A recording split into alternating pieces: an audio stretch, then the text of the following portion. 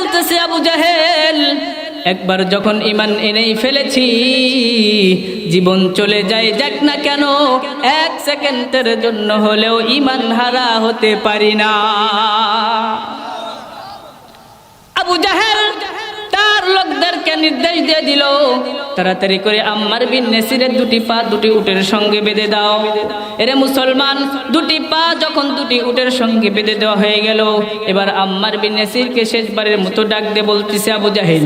আবু জাহেল ডাক দিয়ে বলতেছে, ও আম্মার বিন নাসির, ঈমান ছেড়ে দাও, নইলে কিন্তু তোমার জীবন চলে যাবে।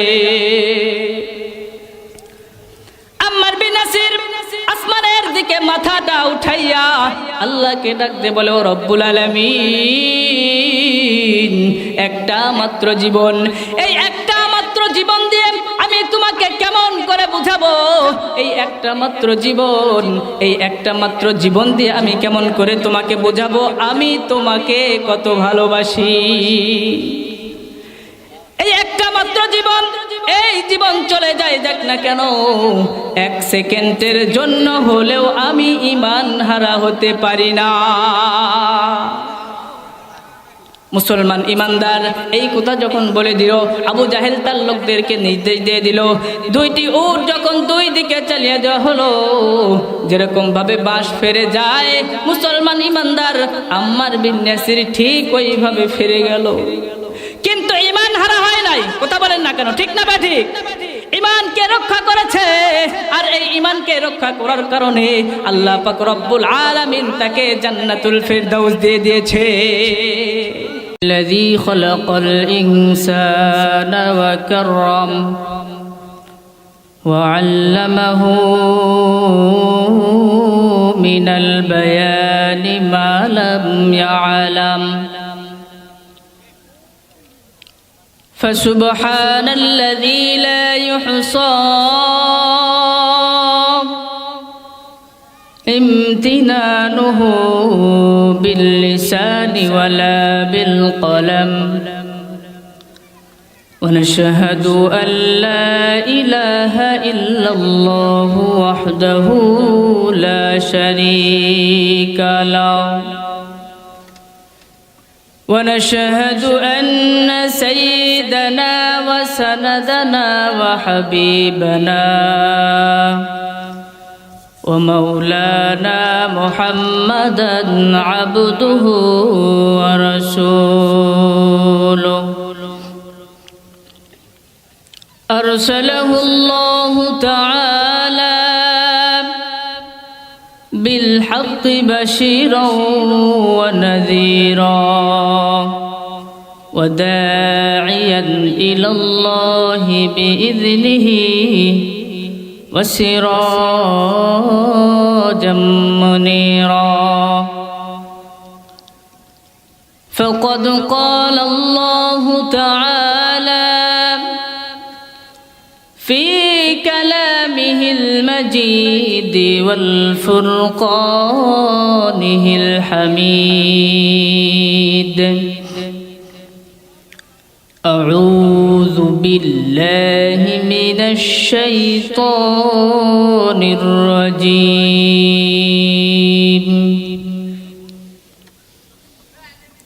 بسم الله الرحمن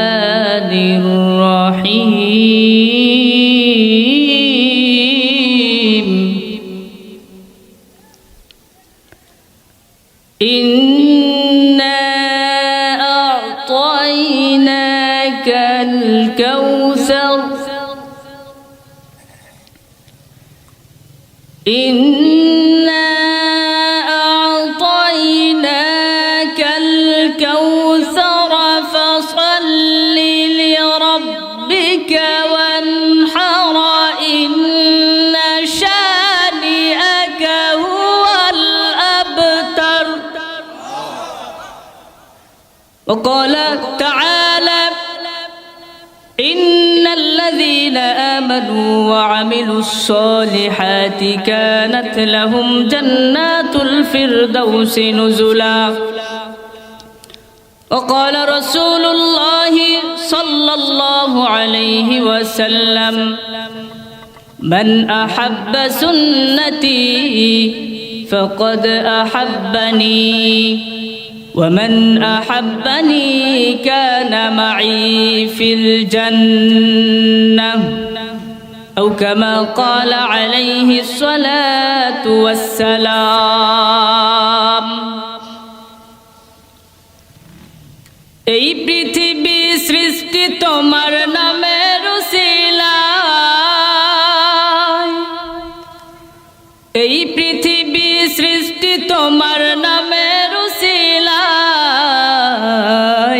ও মদিনার কমলিওয়ালা সালাম তোমায় ও মদিনার কমলিওয়ালা সালাম তোমায় আমাদের সবার নবীর প্রতি মোহাব্বত আছে না নাই কম না বেশি তাহলে বেশি যদি হয়ে থাকে তাহলে কোনো দলমত নাই আমরা যে নামাজের ভিতরে দরুদ শরীফ পড়ি এই দরুদ শরীফ পড়া যাবে ইনশাআল্লাহ সকলে বলুন আল্লাহুম্মা সাল্লি আলা মুহাম্মাদ ওয়া আলা আলি মুহাম্মাদ কামা সাল্লাইতা আলা ইব্রাহিম وعلى آل إبراهيم إنك حميد مجيد اللهم بارك على محمد وعلى آل محمد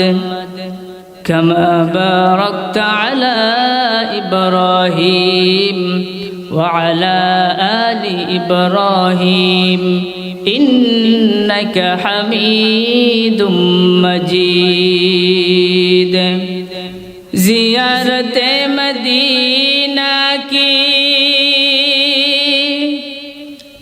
دل میں ہے تمنا نہیں ہے میرے پاس سفر کی سمانا بلغ العلا بکمالہ کشف الدجى بجمالہ حسنت جمیع خصالہ صلوا علیہ وآلہ لا الہ جور لا الہ لا ইলাহা আল্লাহকে যারা ডাকিবে ভবে আল্লাহর আপন তারাই হবে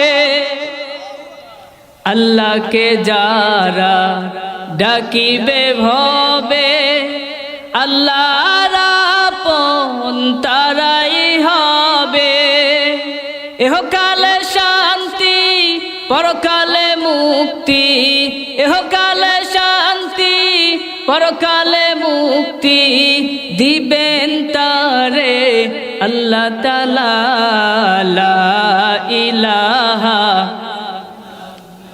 জোরে লা ইলাহা জোরে লা ইলাহা চিন্তা পেরেশান কভু লাগিলে শান্তি পাই খোদা তোমার ডাকিলে চিন্তা পেরেশান কভু লাগিলে শান্তি পাই খোদা তোমার ডাকিলে দিও শান্তি মোদের দিলে দিও শান্তি মোদের দিলে ও গো দয়ার আল্লাহ তাআলা লা ইলাহা জোরে লা ইলাহা আলহামদুলিল্লাহ পশ্চিম সাবেকপাড়া রহমানিয়া মক্তবের উদ্যোগে বিরাট তাফসিরুল কোরআন মাহফিল ও মহিলা সমাবেশ 10 ডিসেম্বর রোজ মঙ্গলবার সভাপতি আলহাজ আব্দুস সামাদ আকন্দ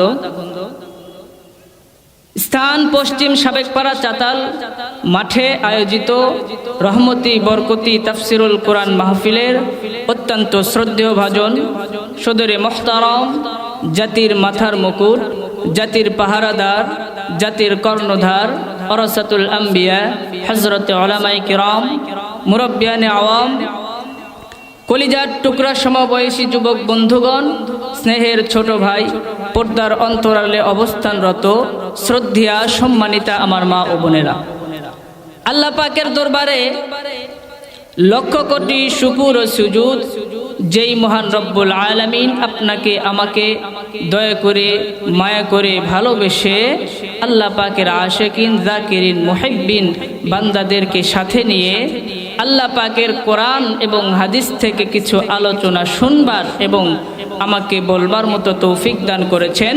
এটা আল্লাহ তাআলার বড় নিয়ামত, ঠিক কিনা বলেন? তাই এই নিয়ামতের শুকর আদায় করার জন্যে সকলে জবান খুলে উচ্চ আওয়াজে মহাব্বতে সকলে পড়ুন আলহামদুলিল্লাহ। আরেকটু জোরে বলি আলহামদুলিল্লাহ। আমার ভাই, আলহামদুলিল্লাহ এটা কোনো রাজনৈতিক স্লোগান? আলহামদুলিল্লাহ বললে রাজনৈতিক দল, বিরোধী দল, আরো যত দলের মানুষ আছে কেউ কি আপনার আমার উপরে নারাজ হবে? আলহামদুলিল্লাহ বললে খুশি হবে কে? আমরা আল্লাহকে খুশি করতে চাই তো। পয়গম্বর আলাইহিস সালাতু ওয়াস সালাম বলেন, আমার কোন উম্মত যখন আল্লাহর পক্ষ থেকে কোনো নিয়ামত পায় আর এই নিয়ামতের শুকরানা স্বরূপ যখন আলহামদুলিল্লাহ বলে, আল্লাহ পাক রব্বুল আলামিন ওই বান্দার উপরে খুশি হইয়া, ওই বান্দার উপরে রাজি হইয়া আল্লাহ পাকের সাজানো, আল্লাহ পাকের গোছানো, আল্লাহ পাকের বানানো 8টা জান্নাতের দরজা বান্দার জন্য খুলে দেওয়া হয়। শুধু তাই নয় মুসলমান, পয়গম্বর আলাইহিস সালাতু ওয়াস সালাম ১৫০০ বছর আগে একটি হাদিস বর্ণনা করেছিলেন, যে হাদিসটা তিরমিজি শরীফের ভিতরে লিপিবদ্ধ করা হয়েছে। পয়গম্বর বলেন, ওয়াকাদ জাহজাহা নাফসাহু আনিন নার। আল্লাহর নবী বলেন, আল্লাহর কোন বান্দা যখন আল্লাহর পক্ষ থেকে কোনো নিয়ামত পায় আর এই নিয়ামতের শুকরানা স্বরূপ যখন আলহামদুলিল্লাহ বলে, আল্লাহ পাক রব্বুল আলামিন ওই বান্দার দিলকে, ওই বান্দার আত্মাকে, ওই বান্দার নফসকে জাহান্নামের আগুন থেকে মুক্ত করিয়ে দেন। মুসলমান ইমানদার, লক্ষ কোটি নিয়ামত রাজি দ্বারা আল্লাহ পাক রব্বুল আলামিন আপনাকে আমাকে সৃষ্টি করেছেন। কথা বলেন ঠিক না ব্যাঠি? বাহিরের কোনো নিয়ামতের কথা আমি বলছি না। আপনার আমার 360টা জোড়া বডির দিকে একবার তাকাই। এই বডিটা, এই স্ট্রাকচারটা মহান রব্বুল আলামিন কত সুন্দর করে বানাইছেন। কথা বলেন ঠিক না ব্যাঠি? কত সুন্দর করে আপনার আমার দেহের প্রতিটা অঙ্গ প্রত্যঙ্গ সাজাইছেন। তাম পৃথিবীর মানুষ যদি একসঙ্গে হইয়াও চেষ্টা করে এইরকম একটা বডি, এইরকম একটা স্ট্রাকচার বানানো সম্ভব? তাহলে যেই মহান রব্বুল আলামিন আপনাকে আমাকে এত সুন্দর করে বানাইলেন, আপনার আমার দেহের প্রতিটা অঙ্গ প্রত্যঙ্গ এত সুন্দর করে সাজাইলেন, সেই মহান প্রতিপালকের দরবারে শুকর আদায় করার দরকার আছে না নাই?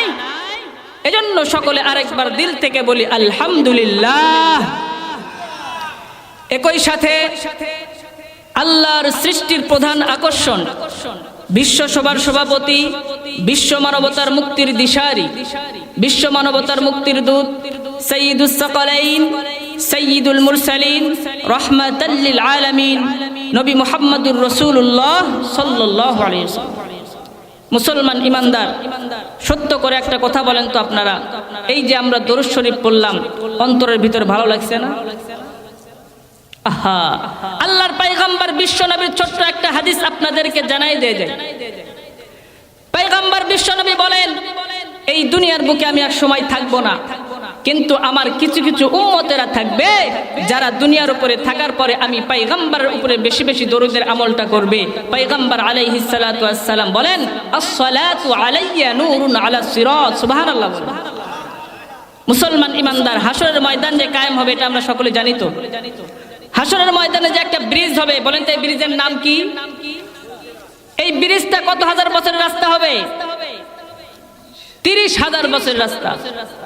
এই যুবক, এই পুলসিরাত নামক ব্রিজ আমাদের দেশের পদ্মা সেতুর মতো হবে না, আমাদের দেশের ফ্লাইওভারের মতো হবে না, আমাদের দেশের যমুনা সেতুর মতো হবে না। পয়গম্বর বলেন, এই পুলসিরাত নামক ব্রিজ উপরের দিকে উঠেছে 10,000 বছরের রাস্তা। সুবহানাল্লাহ। আবার নিচের দিকে নেমেছে 10,000 বছর রাস্তা, আঁকা বাঁকা পথ চলেছে 10,000 বছর রাস্তা। আর এই পুল সিরাতের নিচে আল্লাহ সুবহানাহু ওয়া তাআলা বানাই রাখছে জাহান্নাম। কি বানাই রাখছে? জাহান্নাম বানাই রাখছে। আল্লাহর পয়গম্বর ডাক দিয়ে বলে, যখন আল্লাহর বান্দারা এই পুল সিরাতটা পার হইতে যাইবে, আল্লাহর কিছু বান্দারা তারা কাইটা কাইটা জাহান্নামের ভিতরে পড়বে। আর আমার ওই সমস্ত উম্মতেরা যারা দুনিয়ার উপরে থাকার পরে আমি পয়গম্বরের উপরে বেশি বেশি দরুদের আমলটা করেছে, পয়গম্বর আলাইহিস সালাতু ওয়াস সালাম বলেন, যখন এই ব্যক্তিগুলো ওই পুল সিরাত নামক ব্রিজ পার হইতে যাইবে, পুল সিরাত নিকষ কালোয় ভরপুর থাকবে, অন্ধকারাচ্ছন্ন মুহূর্ত থাকবে, সেই দিন পয়গম্বর বলেন ওই দিন এই দরুদ শরীফ নিকষ কালোয় ভরপুর থাকা 30,000 বছরের রাস্তা বান্দাকে আলো হইয়া পার করতে সাহায্য করবে। সুবহানাল্লাহ, জোরে বলেন। মুসলমান যে আওয়াজটুকু আপনারা দিচ্ছেন, আওয়াজটা আর একটু জোরে হওয়া দরকার। রাজি আছেন? রাজি আছেন? কারণ মুসলমানদের আস্তে আওয়াজ দিলে মানায় না, ঠিক না? ঠিক। কারণ মুসলমানদের ইসলাম বিজয় করার জন্য মিজাইল নাই, কামান নাই, বিমান নাই, ক্ষেপণ অস্ত্র নাই, রাইফেল নাই, পিস্তল নাই। মুসলমানদের ইসলাম বিজয় করার জন্য সর্বপ্রথম এবং সর্বপ্রধান হাতিয়ার হলো তাকবীরের ধ্বনি, ঠিক কিনা বলেন? এজন্য মুসলমান মারামারি, কাটাকাটি, হিংসা, হাসাদ, ফাসাদ, জঙ্গিবাদ, সন্ত্রাসবাদ মুসলমান বিশ্বাস করে না, প্রশ্রয় দেয় না। মুসলমানের একমাত্রই হাতিয়ার সেটা হলো তাকবীরের ধ্বনি। আর এই তাকবীর দিয়ে যখন ময়দানে মুসলমান নেমে পড়ে, বাংলার জমিন কেন পুরো পৃথিবীর জমিন থেকে কাফের, মুশরিক আর বেঈমানেরা লেজ গুটে কাল পালাতে বাধ্য হয়, ঠিক কিনা? এজন্য আমরা আর কিছু নয়, তাকবীর দিতে চাই। রাজি আছেন? তাহলে দুই হাত উঁচু করুন। লিল্লাহি তাকবীর, জোরে বলেন। নারে তাকবীর, লিল্লাহি তাকবীর। হাত নামা। আল্লাহু আকবার। মুসলমান কি মনে করেছেন এই তাকবীর কি শুধু এই মাঠের জন্য? না, এই তাকবীর দিয়ে পুরো পৃথিবীর ভিতরে ইসলাম প্রচার করেছেন, ঠিক কিনা বলেন? এক মুসলমান শুধুমাত্রই বলেছে আল্লাহু আকবার, আল্লাহু আকবার। এই আল্লাহু আকবারের ধ্বনিতে গোর গোবিন্দর দালান ভেঙ্গে চুরমার হয়ে গিয়েছে, ঠিক কিনা বলেন? এরে মুসলমান, আমরা চিনতে পারি নাই আমরা কারা। এ মুসলমান, আমরা তো ওই মুসলমান, ওই জাতির নাম যারা লাঠি দিয়ে গুতা দিলে মদিনার ভূমিকম্প বন্ধ হয়ে যায়, মসজিদের মেম্বারে দাঁড়িয়ে ইয়া সারিয়াত ওয়াল জাবাল বললে আওয়াজ 1200 মাইল দূরে চলে যায়। আমরা তো ওই মুসলমান, যুদ্ধের ময়দানে মিসওয়াক দেখাইয়া আমরা বিজয় হয়েছি। আমরা ওই মুসলমান, রাতের অন্ধকারে খরস নদীর উপর দিয়ে যুদ্ধের ঘোড়া আমরা দৌড়িয়েছি। আমরা ওই মুসলমান, আফ্রিকার জঙ্গলে ভাষণ দিয়েছি, জীবজন্তু জঙ্গল খালি করে অন্যত্র চলে গেছে। আমরা ওই মুসলমান, আল্লাহু আকবার বলে বাতিলের মসনদ ভেঙ্গে চুরমার করে দিয়েছি। সেই মুসলমান আমেরিকার এক কুত্তা আর মায়ানমারের এক কুত্তির সামনে কোনোদিন মাথা নত করতে পারে না, ঠিক কিনা বলেন? রাগটাক করলেন নাকি? আমেরিকার কুত্তা আর মায়ানমারের কুত্তি বললে কোনো সমস্যা আছে? এরা এর চাইতেও আরো খারাপ কথা বলেন, ঠিক না? ঠিক। বড় আফসোস আমরা মুসলমান, বড় আফসোস আমরা মুসলমান, অথচ এই মুসলমানের ওসিলায় দুনিয়া টিকে আছে। এটা আমার কথা নয়, আমি বানিয়ে বললে চলবে না। পয়গম্বর আলাইহিস সালাতু ওয়াস সালাম বলেন, লা তাকুমুস সাআতু হাত্তা ইউকালা ফিল আরদি আল্লাহ আল্লাহ। জমিনে আল্লাহ আল্লাহ বলার মতো লোক যতদিন থাকবে দুনিয়া কিয়ামত হবে না। তাহলে যেদিন আল্লাহ আল্লাহ বলার মতো লোক থাকবে না, সেদিন দুনিয়াও থাকবে না। আমাদের পিটাও, আমাদের ওসিলাই তোমরা দুনিয়াতে আসো। কথা বলেন না কেন? আমাদের ওসিলাই তোমরা দুনিয়াতে বেশি দিন থাকতে পারবা। এই দুনিয়ায় মুসলমান আছে বলেই আমেরিকার প্রেসিডেন্ট ডোনাল্ড ট্রাম্প, মুসলমান আছে বলেই ইংল্যান্ডের প্রধানমন্ত্রী থেরেসা মে, মুসলমান আছে বলেই জার্মানির চাঞ্চেলর অ্যাঞ্জেলা মার্কেল, মুসলমান আছে বলেই চায়নার প্রেসিডেন্ট শি জিনপিং, মুসলমান আছে বলেই ইন্ডিয়ার প্রধানমন্ত্রী নরেন্দ্র মোদী।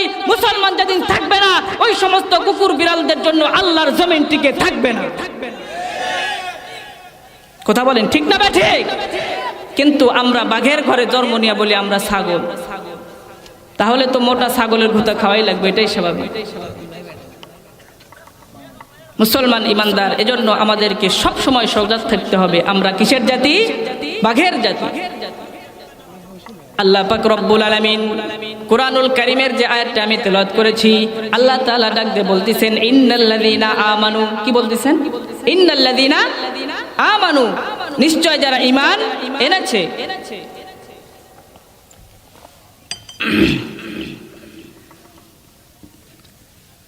আল্লাহ তাআলা ডাক দিয়ে বলতেছেন ইন্নাল্লাযীনা আমানু, নিশ্চয় যারা ঈমান এনেছে। কি করেছে? ঈমান এনেছে। এখন আপনাদের কাছে আমার ছোট্ট একটা প্রশ্ন, আচ্ছা বলেন তো দেখি, আমরা ঈমান এনেছি নাকি ঈমান পেয়েছি? কথা বলেন। আমরা ঈমান পেয়েছি, ঠিক কি না? এজন্য আমাদের কাছে ঈমানের দাম নাই। অথচ সাহাবায়ে কেরামের দিকে তাকান, তারা ঈমান এনেছে, তারা ঈমান কিভাবে রক্ষা করেছে। হযরতে আম্মার বিন ইয়াসির রাদিয়াল্লাহু তাআলা আনহু যখন কালেমা পড়ে মুসলমান হয়ে গেলেন, লা ইলাহা ইল্লাল্লাহ মুহাম্মাদুর রাসূলুল্লাহর সাক্ষ্য যখন দিয়ে দিলেন, আবু জাহেলের কাছে খবর চলে গেল। আবু জাহেল তার লোকদেরকে নিয়ে আম্মার বিন ইয়াসিরের বাড়ির কাছে চলে আসলো। ডাক দে বলে, আম্মার বিন ইয়াসির, তুমি নাকি ঈমান এনেছো? বলে, হ্যাঁ আমি ঈমান এনেছি। ডাক দে বলতেছে, আম্মার বিন ইয়াসির, তাড়াতাড়ি করে ঈমান ছেড়ে দাও, নইলে কিন্তু তোমার অবস্থা খারাপ হবে। আম্মার বিন ইয়াসির ডাক দে বলতেছে, আবু জাহেল, একবার যখন ঈমান এনেই ফেলেছি, জীবন চলে যায় যাক না কেন, এক সেকেন্ডের জন্য হলেও ঈমান হারা হতে পারি না। আবু জাহেল তার লোকদেরকে নির্দেশ দিয়ে দিল, তাড়াতাড়ি করে আম্মার বিন ইয়াসিরের দুটি পা দুটি উটের সঙ্গে বেঁধে দাও। এরে মুসলমান, দুটি পা যখন দুটি উটের সঙ্গে বেঁধে দেওয়া হয়ে গেল, এবার আম্মার বিন ইয়াসিরকে শেষবারের মতো ডাক দিয়ে বলতেছে আবু জাহেল। আবু জাহেল ডাক দিয়ে বলতেছে, ও আম্মার বিন ইয়াসির, ঈমান ছেড়ে দাও, নইলে কিন্তু তোমার জীবন চলে যাবে। আম্মার বিন ইয়াসির আসমানের দিকে মাথাটা উঠাইয়া আল্লাহকে ডাক দে বলে, ও রব্বুল আলামিন, একটা মাত্র জীবন, এই একটা মাত্র জীবন দিয়ে আমি তোমাকে কেমন করে বুঝাবো? এই একটা মাত্র জীবন, এই একটা মাত্র জীবন দিয়ে আমি কেমন করে তোমাকে বোঝাবো আমি তোমাকে কত ভালোবাসি? এই একটা মাত্র জীবন, এই জীবন চলে যায় যাক না কেন, এক সেকেন্ডের জন্য হলেও আমি ঈমান হারা হতে পারি না। মুসলমান ইমানদার এই কথা যখন বলে দিল, আবু জাহেল তার লোকদেরকে নির্দেশ দিয়ে দিল, দুইটি উট যখন দুই দিকে চালিয়ে দেওয়া হলো, যেরকম ভাবে বাঁশ ফেরে যায়, মুসলমান ইমানদার আম্মার বিন ইয়াসির ঠিক ওইভাবে ফিরে গেল। কিন্তু ঈমান হারা হয় নাই। কথা বলেন না কেন? ঠিক না বা ঠিক? ঈমানকে রক্ষা করেছে, আর এই ঈমানকে রক্ষা করার কারণে আল্লাহ পাক রব্বুল আলামিন তাকে জান্নাতুল ফিরদাউস দিয়ে দিয়েছে। তাহলে জান্নাত পাওয়া যাবে কেমনে? ঈমানকে রক্ষা করতে হবে।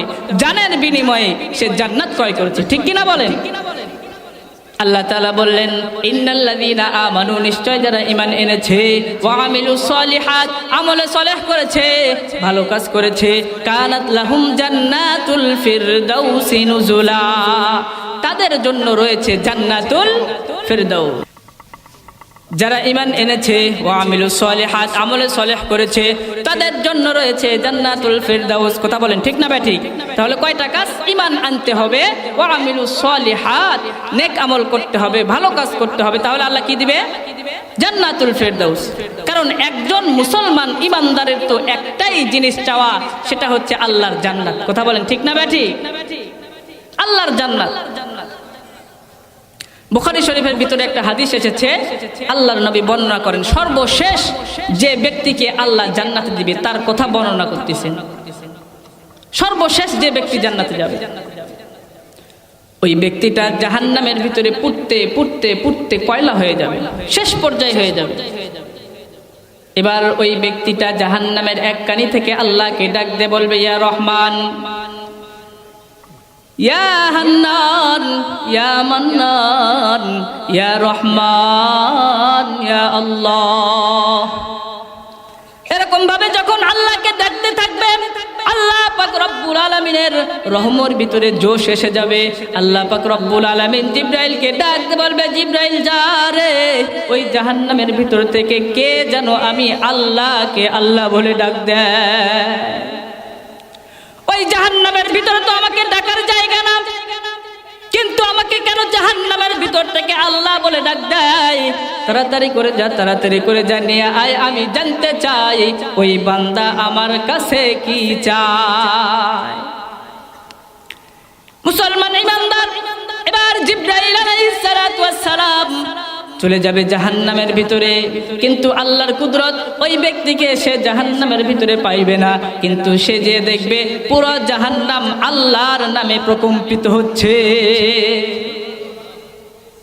ওই জাহান্নামী বান্দাটা জাহান্নামের এক কানি থেকে ডাক দিয়ে বলবে, ইয়া রহমান, ইয়া হান্নান, ইয়া সাত্তার। আল্লাহ পাক রব্বুল আলামিন জিবরাইলকে ডাক দিয়ে বলবে, জিবরাইল আমাকে কেন জাহান্নাম থেকে আল্লাহ বলে ডাক দেয়? আমি তো দুনিয়াতে পাঠাইছিলাম, দুনিয়াতে ডাকার জায়গা ছিল, আজ তো জাহান্নামে পাঠাইছি, জাহান্নামে তো আমাকে ডাকার জায়গা না, এরপরও কেন জাহান্নামের ভিতর থেকে আমাকে আল্লাহ বলে ডাক দেয়? যা যা তাড়াতাড়ি করে যা, দুনিয়াতে ডাকার জায়গা ছিল, দুনিয়াতে আমার কোরআন মানে নাই, আমার হাদিস মানে নাই, আমার আলেম ওলামাদের কথা শুনে নাই, আজকে জাহান্নামের ভিতরে এসেছে, আজকে তারপরও কেন আমাকে আল্লাহ বলে ডাক দেয়? মুসলমান ইমানদার, এবার যখন জিবরাইল পাবে না, আল্লাহ পাক রব্বুল আলামিন তার কুদরতি হাত দিয়ে তাকে জাহান্নাম থেকে বাহির কইরা পরিষ্কার করে দিয়ে ডাকতে বলবে, এ বান্দা বল, তুই জাহান্নামের ভিতর থেকে আমি আল্লাহকে কেন ডাক দিস? গুনাহগার বান্দা, জাহান্নামী বান্দা ডাক দে বলে, রব্বুল আলামিন আমি তো সব দেখলাম, কেউ আমার আপন নয়, আজকে দেখি এই জাহান্নাম, এই আসমান, এই জমিনের ভিতরে একমাত্র আপন হচ্ছে তুমি আল্লাহ। এজন্য তোমাকে আমি আল্লাহ বলে ডাক দেই, তোমাকে আমি রহমান বলে ডাক দেই।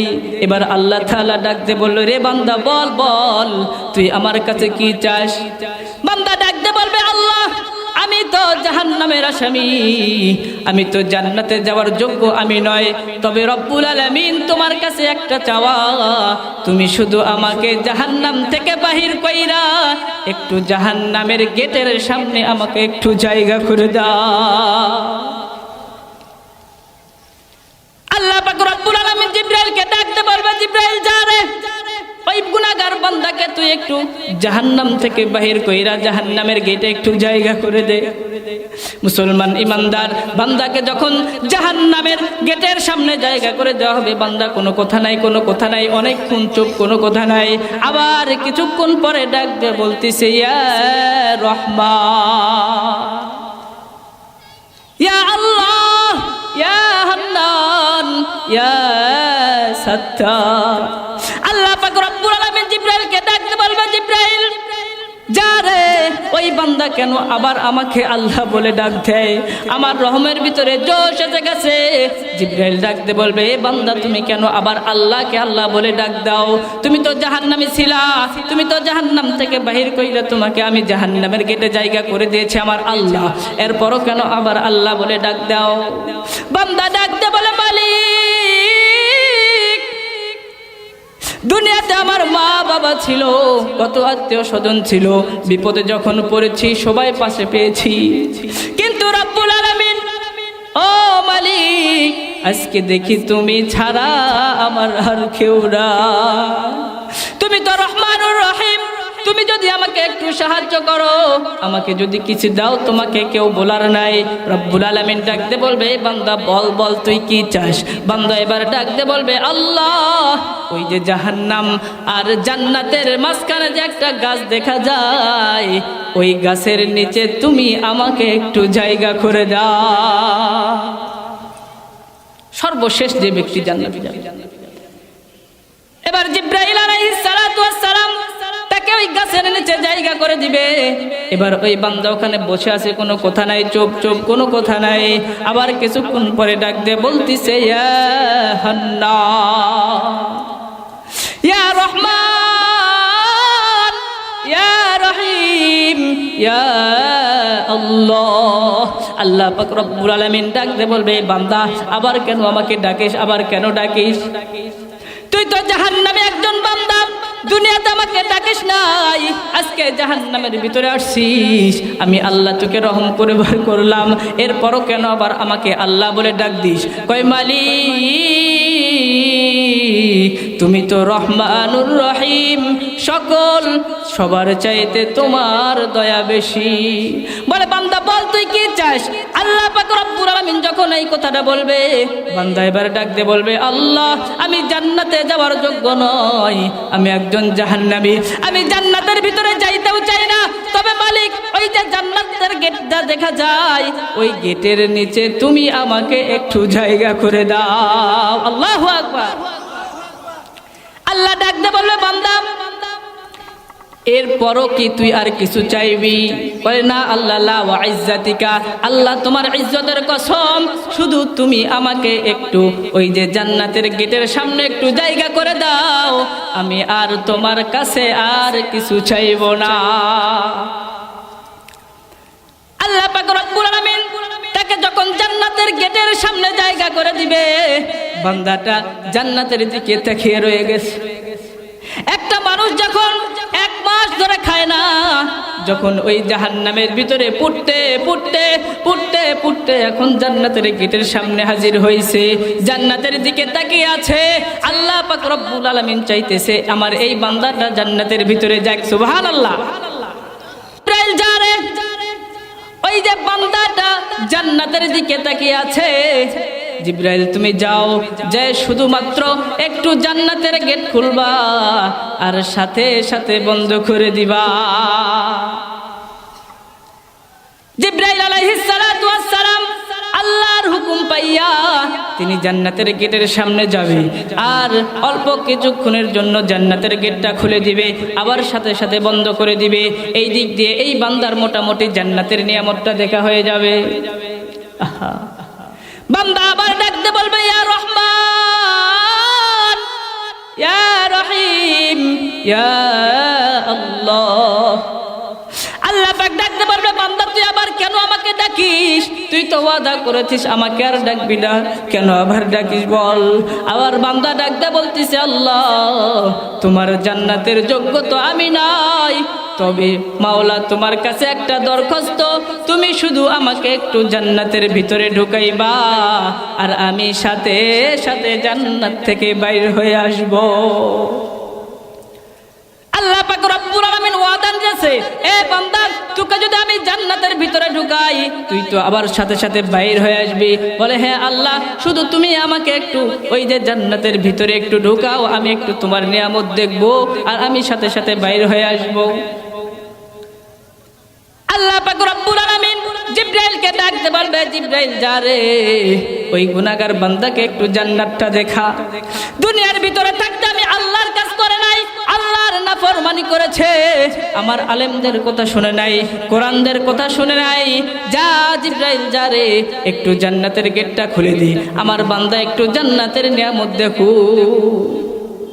এবার জিবরাইল আলাইহিস সালাতু ওয়াস সালাম যখন জান্নাতের গেটটা খুলে দিবে, বান্দা এবার জান্নাতের ভিতরে গিয়া এমন জোরে দৌড় দেওয়া শুরু করবে, দৌড়াতে দৌড়াতে থাকবে। আল্লাহ পাক ডাকতে বলবে, এ বান্দা কেন দৌড়াস? তুই তো আমার কাছে ওয়াদা করেছিলি তুই শুধু জান্নাতের ভিতরে ঢুকবি আর সাথে সাথে বাইরে হয়ে আসবি। বান্দা এবার ডাকতে বলতেছে, আল্লাহ এত সুন্দর জান্নাত তুমি বানাইছো, এত নিয়ামত তুমি দান করেছো, এই জান্নাত থেকে বাহির হইতে আমার মন চায় না। জান্নাত চির সুখের ঘর, জান্নাত চির সুখের ঘর গো, জানতে যদি তুমি মায়া ঘেরা রঙিন পৃথিবী, নয়তো সুখের খনি। মায়া ঘেরা রঙিন পৃথিবী, নয়তো সুখের খনি। এবার আল্লাহ তাআলা ডাকতে বলবে, এ বান্দা তুই তো ওয়াদা করেছিস তাড়াতাড়ি জান্নাত থেকে বাড়া। বান্দা এবার ডাকতে বলবে, আল্লাহ আমি তো বান্দা, আমি তো ওয়াদা করে ভঙ্গ করতে পারি, কিন্তু তুমি তোমার ওয়াদা তো ভঙ্গ করতে পারো না। বলে কি বলিস? বলে হ্যাঁ, তুমি তো কোরআনের মধ্যে বলেছো খালিদিনা ফিহা, যে একবার জান্নাতের ভিতরে ঢুকবে সে কোনোদিন আর জান্নাত থেকে বাইর হবে না।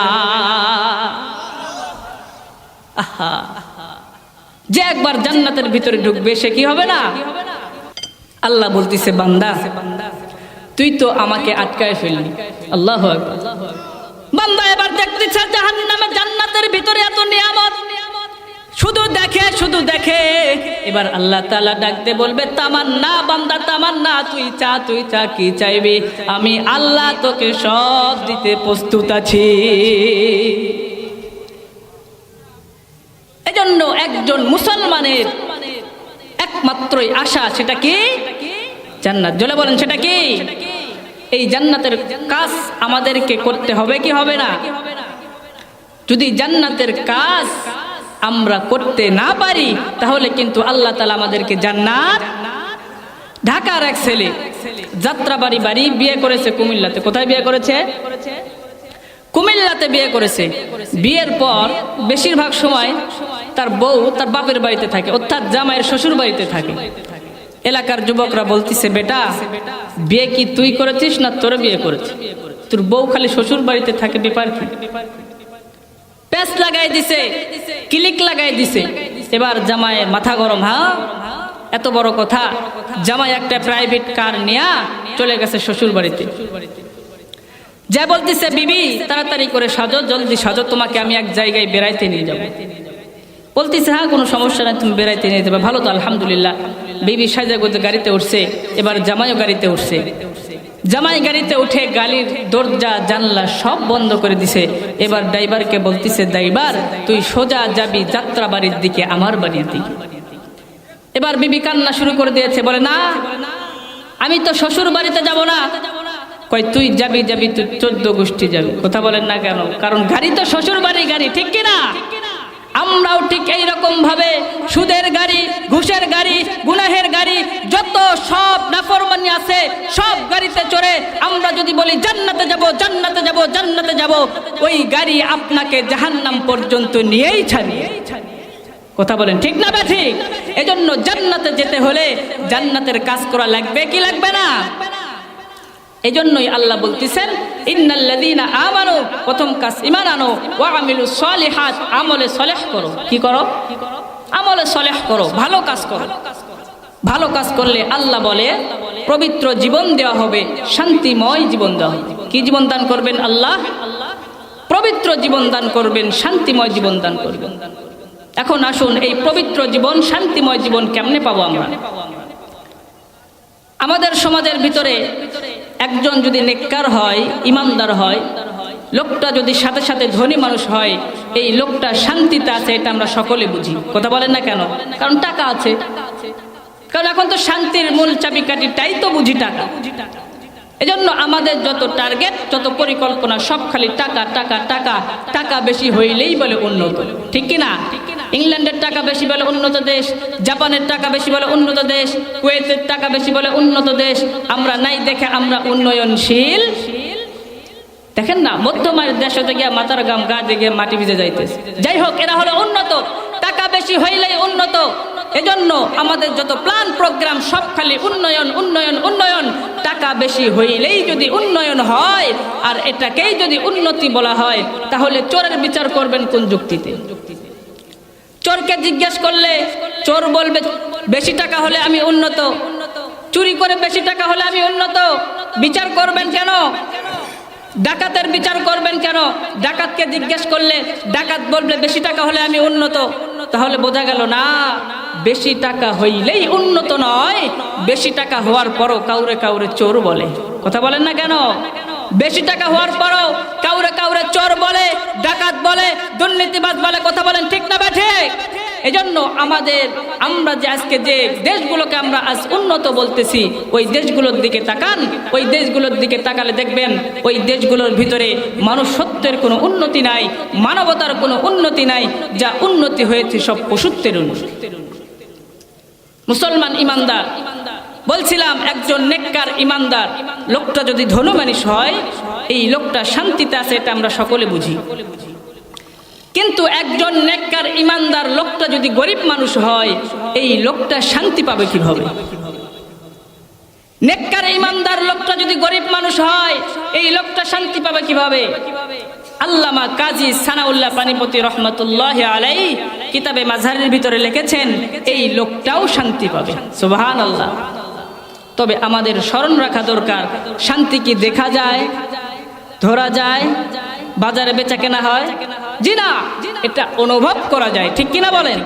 আর অনুভবের মাধ্যমটাই হলো কলব। এজন্য বলে মনে শান্তি বড় শান্তি। একই রাস্তা যে দুজন পাশাপাশি পরিচিত লোক হেঁটে যাচ্ছে, একজনের মুখে খুব হাসি খুশি, আরেকজনের মুখ খুব মলিন। কয় ভাই, ওই লোকটা এত হাসি খুশি, তোমার মুখটা এত মলিন কেন? বলে ভাই মনে শান্তি নাই। কথা বলেন না কেন? এটা মনের ব্যাপার। আর মনে শান্তি আসে সোনা বন্ধু গান গাইলে? কয় আমি মরেই যাব। ও বলে মরেই যাবে। কি আশ্চর্য ব্যাপার! মুসলমানের বাচ্চা গান গায়, কয় মরেই যাব। এখানেই তো ক্ষান্তর, আরো কত দূর। আমি জ্ঞান হারাবো, ওই বলে জ্ঞান হারিয়ে ফেলবি। তুই হারা, আমরা পানি ঢালবো নি। কয় মরেই যাব। আচ্ছা না হয় বুঝে শুনে রাখলাম, বাবা তুমি মরো না, তোমার বাবা মা কষ্ট পাবে। এরপর তো থামেনি, শেষ পর্যায়ে ধাক্কাটা দেয়, বাঁচাতে পারবে না কেউ। ওরে বলে কেউ বাঁচাতে পারবে না। তুই রেল লাইন দেখোস না, টাটা কোম্পানির গাড়ি দেখিস না, যা গিয়ে মর। এ মুসলমান, তুমি একজন মুসলমান, আসমান এবং জমিনের মধ্যে সবকিছুর চাইতে তোমার মর্যাদা বেশি। কথা বলেন ঠিক না বেঠি? তুমি কেন কুকুর বিড়ালদের মতো মরবা? তোমার জবানে কেন ওটা থাকবে? তোমার জবানে থাকবে ইয়াসিন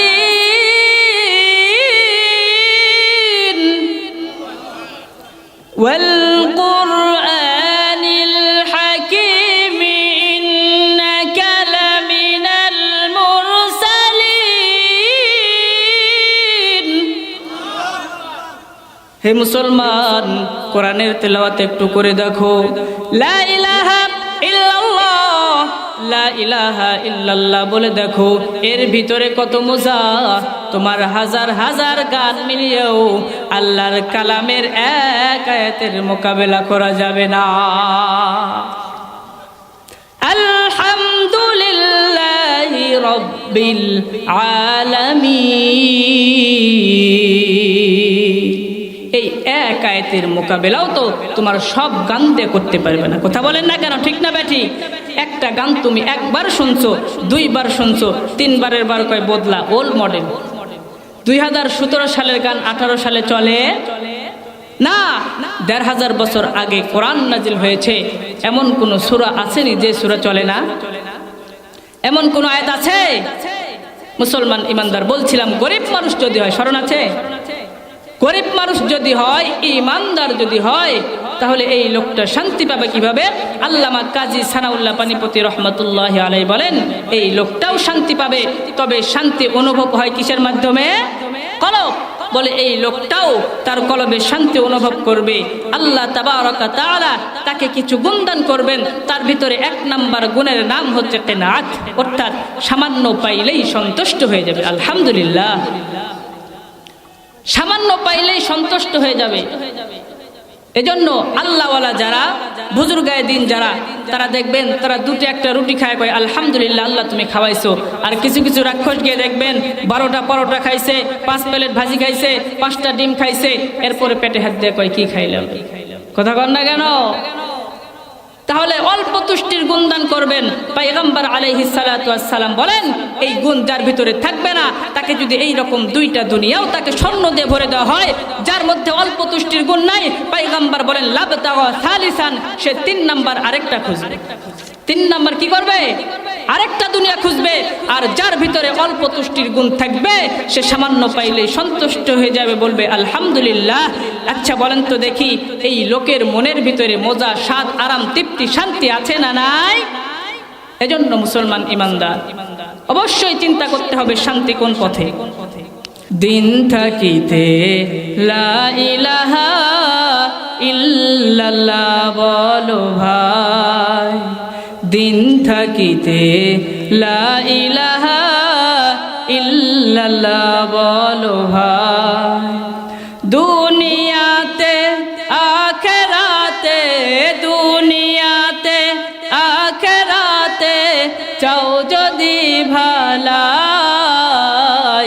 দিন থাকিতে লা ইলাহা ইল্লাল্লাহ বলো ভাই। মুসলমান ইমানদার, তাহলে আমাদেরকে অবশ্যই চিন্তা করতে হবে শান্তি কোন পথে, শান্তি কোন পথে। শান্তির পথের নাম হলো নেক আমলের পথ, ইবাদতের পথ। কথা বলেন ঠিক না ব্যাঠিক? এর রাস্তা থেকে যখন আপনি বাইর হয়ে যাবেন তখন আপনি অশান্তির ভিতরে পড়বেন। যত বেশি যাইতে থাকবেন তত অশান্তির ভিতরে পড়বেন। এরে মুসলমান, আজকে তো আমরা সবাই দুনিয়ার পিছনে দৌড়াচ্ছি। কথা বলেন না কেন? দুনিয়া তো আমাদের জায়গা না, এটা মুসাফির। গাড়ি যেমন রাস্তার উপর দিয়ে চলে, চলতে গিয়ে যত জায়গা যেরকম ভাবে অতিক্রম করে, এটা যেমন মুসাফিরের নাম। এই দুনিয়ার কোনো জায়গাও আমাদের না। এই দুনিয়ায় থাকতে গিয়ে যতটুকু প্রয়োজন অতটুকুই। এরে মুসলমান, লক্ষ্য করুন, আকাশে পাখি উড়ে, একটার নাম হলো শকুন, আরেকটার নাম হলো ঈগল। দুটোটাই শূন্য ওড়ে, দুটোটাই নিচের দিকে তাকায়, দুটোটাই খোঁজ করে তাদের খাবার। কিন্তু শকুনের দৃষ্টি থাকে সব সময় মরা পচাটার দিকে, আর ঈগলের দৃষ্টি থাকে সব সময় জিন্দাটার দিকে। এরে মুসলমান, এই দুনিয়ায় কাফের বেঈমানও বিচরণ করে, মুসলমানও বিচরণ করে, কিন্তু কাফের বেঈমানদের টার্গেট হলো মরা পচা দুনিয়া, আর ইমানদারদের টার্গেট হলো আল্লাহর তৈরি করা পবিত্র জান্নাত। ব্যবধান আছে না নাই? এ মুসলমান, কোটি টাকার মালিক হয়ে আপনি হন না কেন সাথে নিয়ে যাইতে পারবেননি? আপনাদের এই এলাকায় 100 বছর আগে কি এরকম বাড়িঘর ছিল? 150 বছর আগে জি না পানি ছিল অথবা জঙ্গল ছিল? কথা বলেন না কেন, ঠিক কিনা? এখন এখানে হাজার হাজার বাড়িঘর হয়ে গেছে, মজবুত বাড়িঘর হয়ে গেছে। আগামী 50 বছরে কমবে না বাড়বে? বাড়তে বাড়তে বাড়তে বাড়তে মনে করে নেন সারা দুনিয়ার ভিতরে একটা ঘর আর কাঁচা ঘর নাই, একটা ঘর আর শোলের ঘর নাই, একটা ঘর আর টিনের ঘর নাই। এমন সময় যদি আমার আল্লাহ ডাক দে বলে, হে ইসরাফিল ফুদা, ইয়াউমা ইউনফাকু ফিস-সূরি ফাতাতুনা আফওয়াজা। আল্লাহ যখন বলবে, এ ইসরাফিল, তো তুমি এখন একটা ফু মারো। কি হবে ফু দিলে?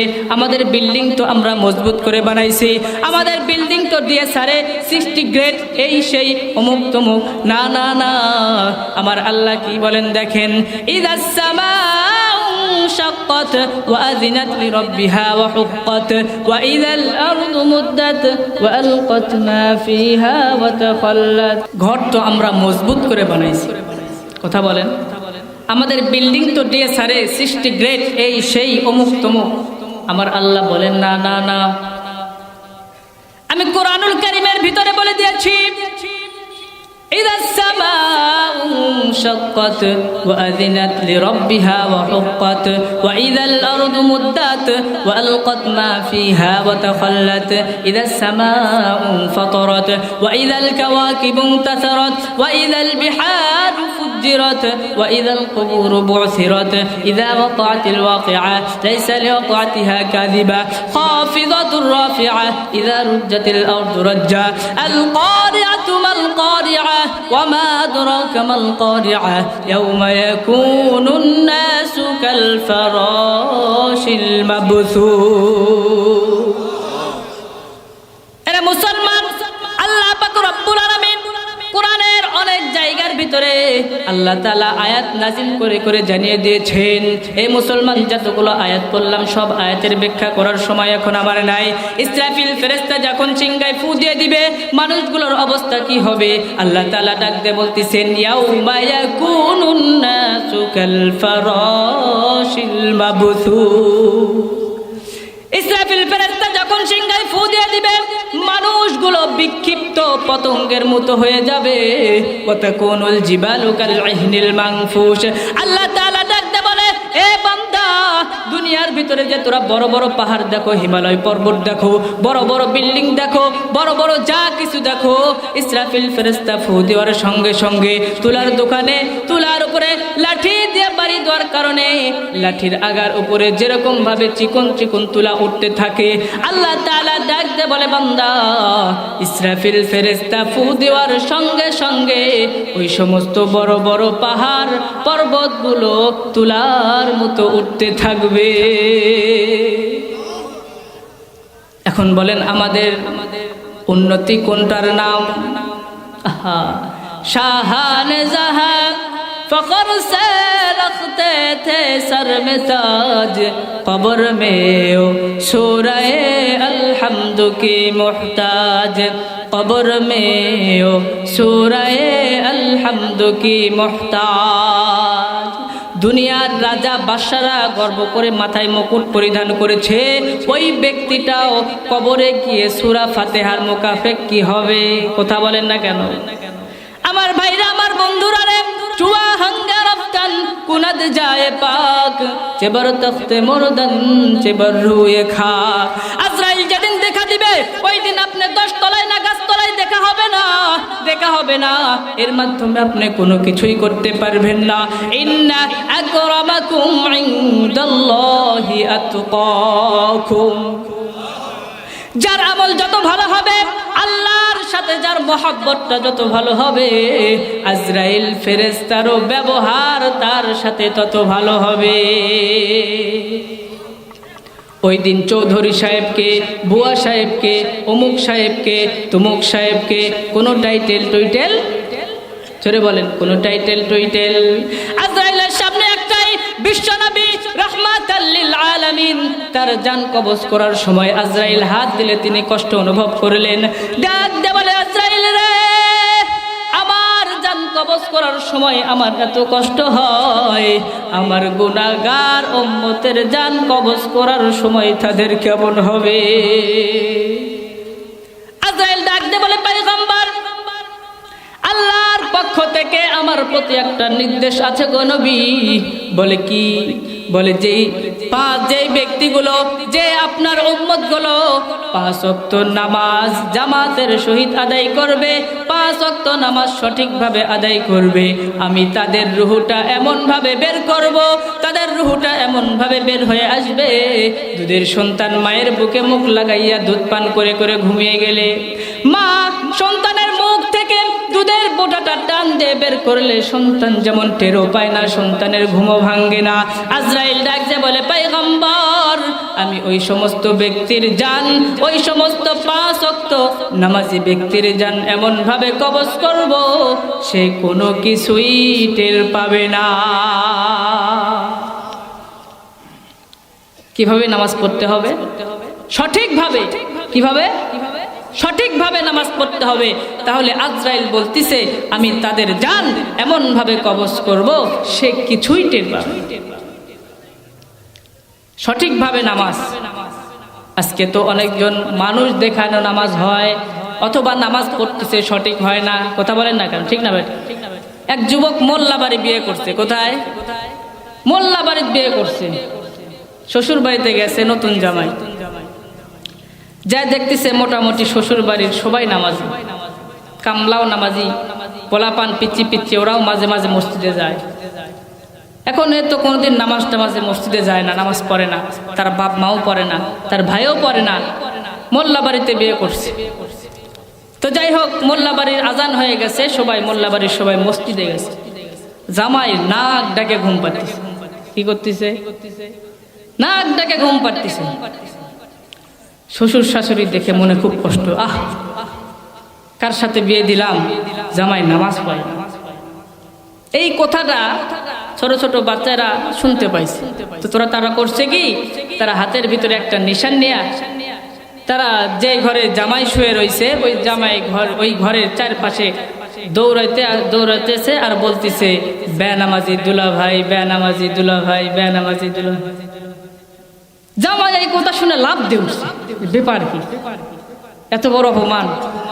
মনে মনে চিন্তা করতেছে, এটা ছোট বাচ্চাদের মাথার ভিতরে আসবে না, এর ভিতরে মুরব্বীদের হাত আছে।